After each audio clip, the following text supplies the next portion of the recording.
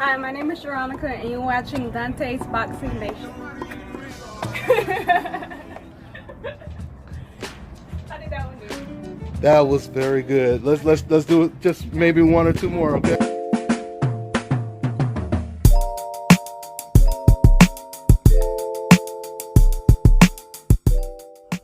Dante's Boxing Nation, what's going on, guys? So the heavyweight division is really heating up when it comes to all these prospects that are rising right now. And the one that's standing out the most, at least according to Tyson Fury, the one that stands out the most, at least when it comes to heavyweights from America, is this man, Jared Anderson, who just fought tonight on Shakur Stevenson' undercard. I mean, with this being the first card of boxing on ESPN, this was a really good card. There were two undefeated prospects, two undefeated heavyweights, I should say, on this card. One was from America, that's Jared, and the other one is from Italy. He's from Rome. I believe his name was Vanello. Now, they both sparred with Tyson Fury. And this is the reason why, once again, I say that Jared, he stands out the most, because Tyson Fury revealed that he was highly impressed with Jared's skills. And everyone has been talking about how impressed they've been with Jared as well. And this is why a lot of people have very high expectations for how far Jared can go. Now, don't get me wrong. You still have some other really talented heavyweights from the UK when it comes to Daniel Dubois and when it comes to Joe Joyce. A lot of people believe that Daniel Dubois is the best heavyweight prospect in the world right now. But we'll see, especially if he gets that fight with Joe Joyce, another good undefeated heavyweight. But once again, when it comes to the American Jared, he just got, I believe it was a third round knockout. It wasn't any tough competition, but the fact that he can switch from southpaw to conventional, he goes to the body very well. He can fight on the inside, he can fight on the outside.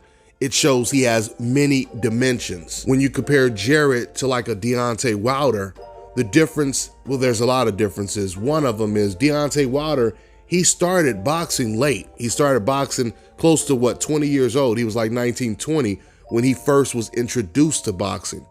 But when it comes to Jared, he has more of a traditional American boxing pedigree, where he started young, like a Riddick Bowe, like a Mike Tyson.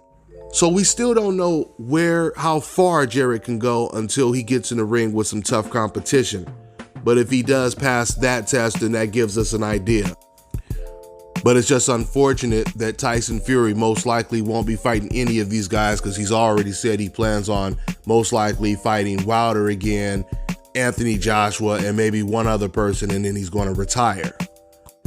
Now, even though that's a great time for him to retire, but at the same time, he won't be doing what a lot of the greats did, which is fight the young, hungry, up-and-coming lions, defending the title against them.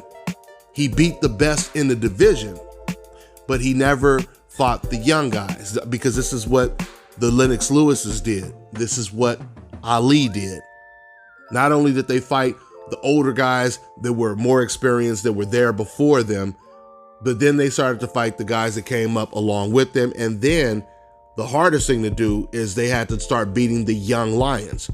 Ali did it with George Foreman. Lennox Lewis, he did it with fighters like David Tua and Vitaly Klitschko. But Tyson Fury, once again, he most likely won't be doing that. But he will end up retiring as the best heavyweight today. But that's with the huge if he were able to beat Deontay Wilder a third time and then turn around and beat Anthony Joshua, which I truly believe is going to be a very, very difficult fight for both Tyson Fury and Anthony Joshua. A lot of people keep writing off AJ just because he lost. But once again, if you have been following the history of this sport, then you know styles make fights. Styles definitely make fights. Not only that AJ, and I keep telling people, there is a reason why Anthony Joshua was far more eager to fight Tyson Fury than to fight Deontay Wilder. Anthony Joshua, he sparred with Tyson Fury when he was very young, and according to the sources, everyone says that Anthony Joshua, he did really well. Like, he got the best of Tyson Fury, despite the fact that he did not have the experience that Tyson Fury had at the time. Now, even though that's only sparring, I think that's a part of the reason why AJ has so much confidence that he can beat Tyson Fury. So we'll see how this all plays out. But yeah, man, definitely keep your eye on Jared Anderson.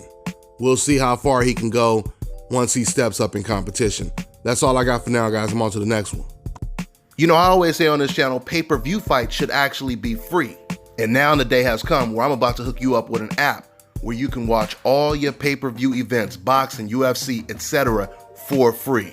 I want to introduce Block TV, the best internet streaming television app out there. They provide over 3,600 channels, including HBO, Cinemax, Showtime, and Starz. They have a massive video on demand library with over 40,000 of the new release movies and the latest TV series. And it also includes DVR. So you're getting all of this for $34.99 a month. And once again, that includes free pay-per-view. So this one right here is a no-brainer, guys, because back in Las Vegas, I was paying damn near $200 a month for my cable. Those days are long gone now. So to get the app, make sure you guys go over to getblocktv.com and put in my promo code and get 30% off your first month. You also get a free month for every friend you refer. The promo code is DBNation.